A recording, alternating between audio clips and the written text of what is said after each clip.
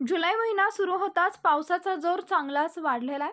अनेक ठिकाणी मुसळधार पाऊस कोसळताना दिसत आहे. हवामान विभागाने देखील पावसाबद्दलचा अंदाज व्यक्त केलेला आहे. त्यामुळे आता आज म्हणजेच 6 जुलै रोजी अनेक ठिकाणी हवामान विभागाने पावसाचा हाय अलर्ट चालू केलेला आहे.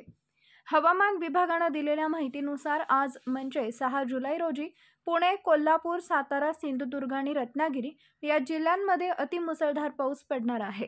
त्यामुळे हवामान विभागाने या जिल्ह्यांना ऑरेंज अलर्ट जारी केलेला आहे.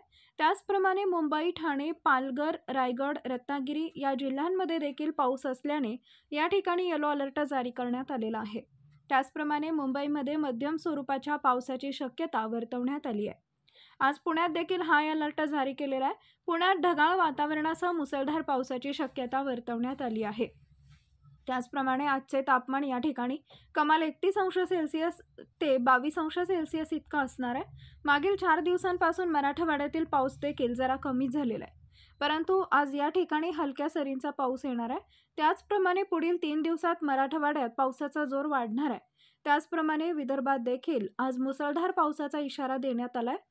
हवामान विभागाने दिलेल्या माहितीनुसार आज अमरावती, गडचिरोली, गोंदिया, नागपूर, वर्धा, नाशिक या जिल्ह्यात देखील वादळी वाऱ्यासह पाऊस पडणार आहे. त्यामुळे या सर्व जिल्ह्यांना येलो अलर्ट जारी करण्यात आलेला आहे. संपूर्ण महाराष्ट्रात पावसाने जोरदार हजेरी लावलेली आहे. त्यामुळे आता शेतीच्या कामांना देखील वेग आलेला आहे. अनेक शेतकरी या पावसामुळे सुखावलेले आहेत, कारण त्यांच्या आता भात लावणीच्या कामाला सर्वत्र सुरुवात झाली आहे. व्हिडिओ आवडल्यास लाईक करा, शेअर करा.